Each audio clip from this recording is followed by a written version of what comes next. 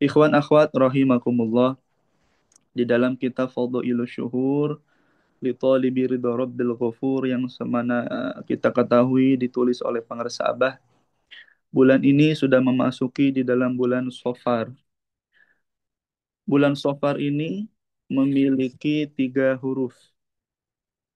Guru Agung Pangarsa Abah memberikan makna di setiap hurufnya. Yang pertama huruf Shad, yaitu Shafaul Qalbi, kesucian hati.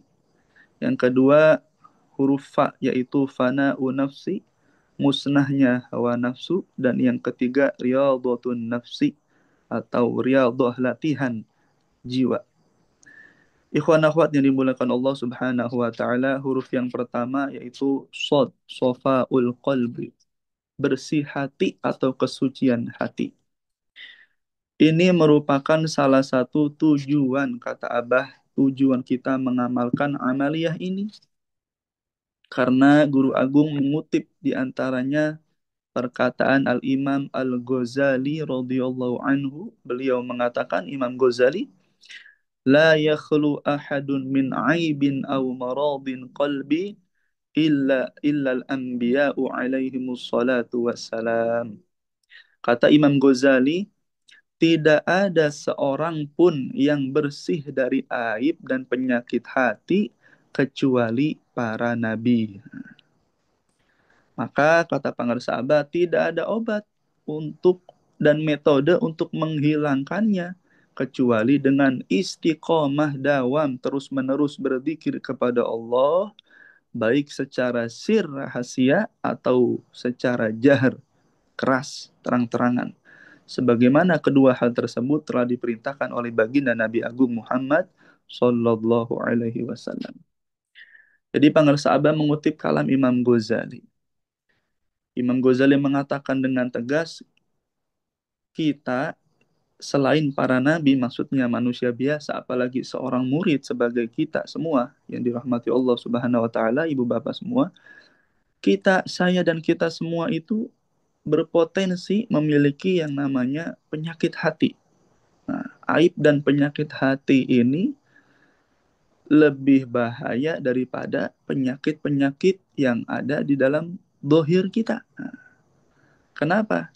Kalau penyakit dohir, dokternya banyak, ibu bapak. Dokternya banyak, dimanapun ada. Kalau kita berobat, misalkan ada yang penyakit mata, ada spesialis mata. Ada lagi di dalam perut, ada apa-apa, ada lambung dan sebagainya, ada penyakit apa, dokter spesialisnya. Begitupun penyakit saraf aja ada dokter spesialisnya dan sebagainya. Tapi jarang orang yang mau menyembuhkan atau sadar terhadap penyakit atau aib yang ada dalam batinnya, dalam kolbunya. Ternyata itu semua membutuhkan yang namanya dokter ruhani. Nah, siapa dokter ruhani? Ternyata beliau adalah guru mursyid. Nah, dokter ruhani ini sebenarnya lebih wajib dicari oleh seluruh manusia daripada sekedar dokter dohir yang menyehatkan atau bisa menyembuhkan penyakit yang ada dalam dohirnya. Sebab kalau dokter dohir, ibu bantu rahmati Allah, sedahsyat apapun penyakit dohir dalam diri manusia, ketika mereka itu sudah selesai hidupnya, artinya sudah meninggal gitu kan, sudah pulang kepada Allah, ketika jasadnya sudah kembali ke dalam tanah gitu kan, maka selesai penyakit itu. Contoh, ada orang ada penyakit ginjal, jantung, stroke, penyakit apa lagi?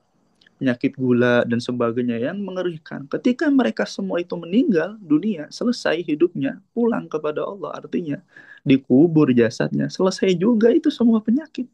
Tapi ketika dia, orang tersebut hidup di dunia, masih ada penyakit hatinya, ketika pulang kepada Allah, ketika meninggal dunia, artinya sudah selesai jasadnya dikubur, penyakit hatinya tidak hilang. Masya Allah. Justru disitulah ketika dia sudah di alam kubur, naudzubillah min dzalik, kalau belum menyembuhkan penyakit yang ada dalam dirinya, aib yang ada dalam dirinya itu penyakit hati, apalagi di sini disebutkan yaitu yang paling dahsyat adalah ghaflah, lupa kepada Allah, maka disitulah hukumannya, penyakitnya bisa lebih dahsyat, bisa lebih kronis ketika dia pulang kepada Allah, tapi belum dibersihkan di dunia. Makanya Imam Junaid al-Baghdadi, Abah mengutip kata Imam Junaid al-Baghdadi yang sering diucapkan sama Abah juga. Imam Junaid mengatakan di annal ghaflata anillah asyaddu min dukhulin nar. Lupa kepada Allah itu lebih bahaya, lebih berat daripada masuk ke dalam api neraka. Imam Junaid juga mengatakan, ghaflah itu turithul qaswah, lebih lalai kepada Allah itu menyebabkan kerasnya hati. Nah, sebagaimana firman Allah Ta'ala, Allah Ta'ala mengatakan di dalam Al-Quran surat Az-Zumar ayat 22. A'udzu billahi minasyaitonir rajim. Fawailun lil qasiyati qulubuhum min dzikrillah ulaika fi dhalalim mubin. Kata Allah Ta'ala, maka celakalah bagi orang yang keras hatinya dari mengingat Allah. Mereka itu berada di dalam kesesatan yang nyata. Masya Allah. Ikhwan wal akhwat rahimakumullah, kebersihan hati ini tidak semudah membalikan kedua telapak tangan kalau tidak tahu ilmunya. Maka tadi di awal penting kita bisa menemukan dokter ruhani dulu yaitu Syekh Mursyid agar beliau bisa memberikan cara resep yang terbaik dari Nabi Muhammad SAW dan dari seluruh ahli silsilah untuk bagaimana caranya kita bisa menyembuhkan penyakit batin atau kolbu kita, penyakit yang ada dalam hati kita. Karena tadi ketika penyakit hati tidak disembuhkan maka akan bisa semakin kronis, semakin parah. Jangankan menunggu dia pulang kepada Allah di dunia, kalau orang sudah terkena penyakit yang namanya penyakit hati, maka bisa bahaya. Di antara ciri terkena penyakit hati adalah suudzon, kata Abah. Prasangkanya buruk. Abah mengatakan begini sampai pernah. Prasangka buruk itu ibarat minum racun, kata Abah. Minum racun, ibu bapak yang dirahmati Allah. Racun kalau kita tahu namanya racun itu bisa mematikan, bisa menyebabkan kematian ketika ada orang nih minum racun bisa menyebabkan kematian. Tapi jarang orang yang sadar ketika dia meminum racun, racun ruhani. Apa itu yang masuk dalam ruhaninya? Buruk sangka. Disebabkan lupa kepada Allah, dia buruk sangka. Itu menyebabkan, kata Abah, seperti minum racun. Artinya bisa mematikan bukan dohirnya, tapi hatinya. Naudzubillah min dalik. Maka Abah mengatakan pentingnya berbaik sangka atau husnudon, berbaik sangka. Baik kepada Allah ataupun sesama manusia. Karena di dalam sebuah hadis qudsi juga Allah mengatakan dari Abu Hurairah radhiyallahu anhu, Nabi SAW bersabda, dalam hadis qudsi Allah Ta'ala berfirman, Ana inda dhanni abdi bi, kata Allah Ta'ala.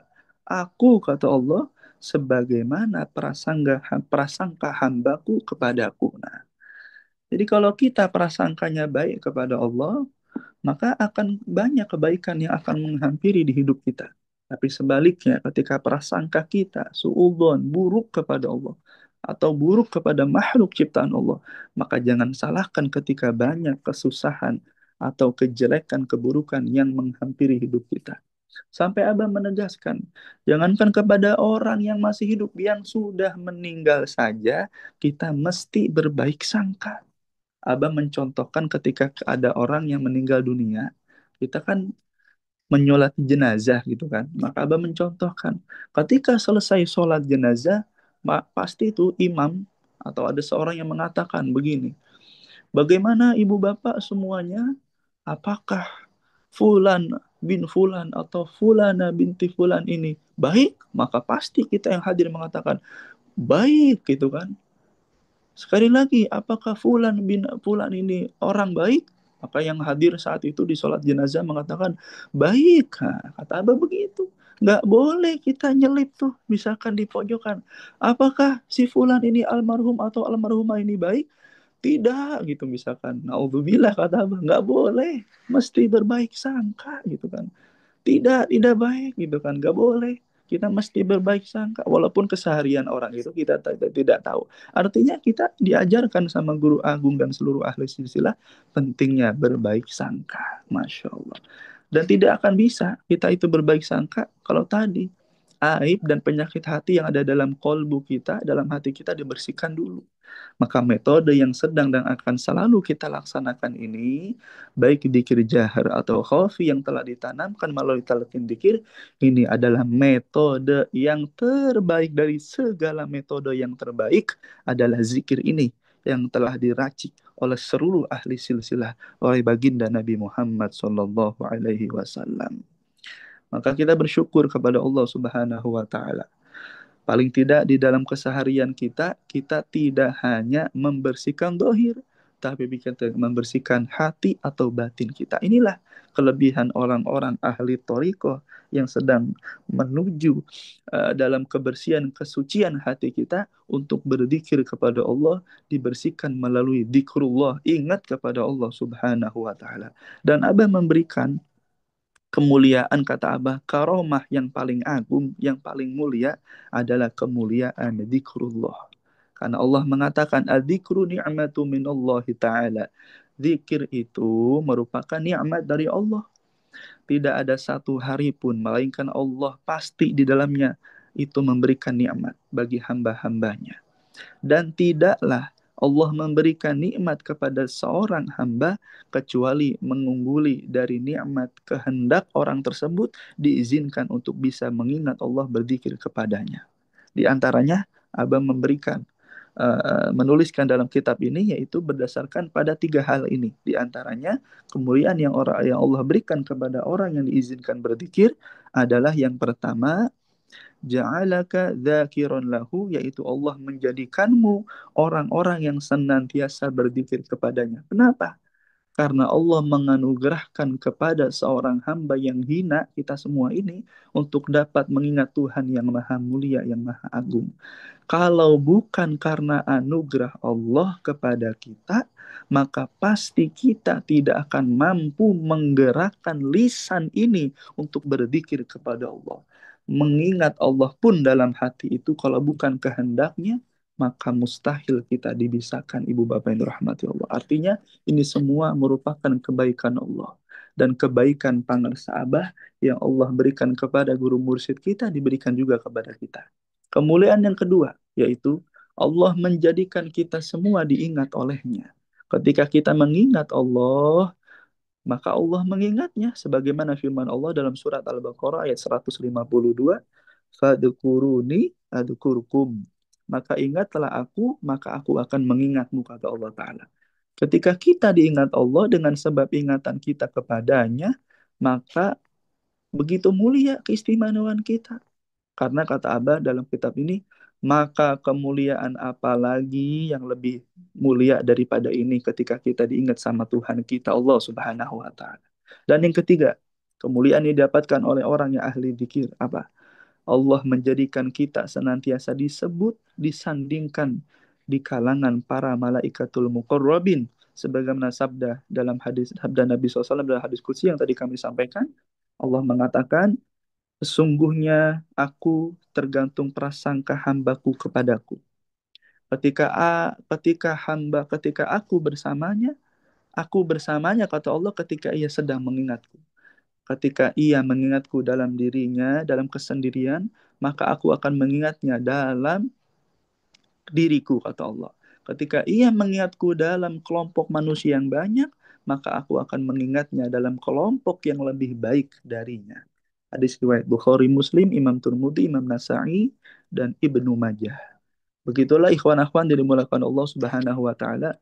Begitu agung kemuliaan orang-orang yang ahli dzikir, orang-orang yang diizinkan oleh Allah bertemu dengan Syekh Mursyid sekali lagi, maka dia diizinkan oleh Allah sehari-harinya bukan mendapat kemuliaan secara lahiriah di mata manusia, tapi yang terpenting dia sudah mulia di mata Allah, di sisi Allah Subhanahu wa taala. Mengapa? Karena dirinya senantiasa mengingat Tuhannya yang maha mulia, maka kemuliaan pasti selalu menyertai dirinya. Itulah orang-orang yang telah mendapat talqin dzikir. Maka ikhwan akhwat rahimakumullah, semua ini yang telah dan sudah kita rasakan diberikan oleh Abah, yang terbaik adalah dengan mensyukurinya, yakni dengan senantiasa selalu istiqomah mengamalkan, mengamankan, melestarikannya. Semoga kita diistiqomahkan dengan karamah barokah Tuhan Syekh. Ikut doa Abah, Allah berkahi semuanya, segalanya, selamanya, dan diistiqomahkan dalam la ilaha illallah. Terima kasih, mohon maaf atas kekurangannya, dan terima kasih atas perhatiannya. Wallahul muwaffiq ila aqwamit thoriq. Assalamualaikum warahmatullahi wabarakatuh.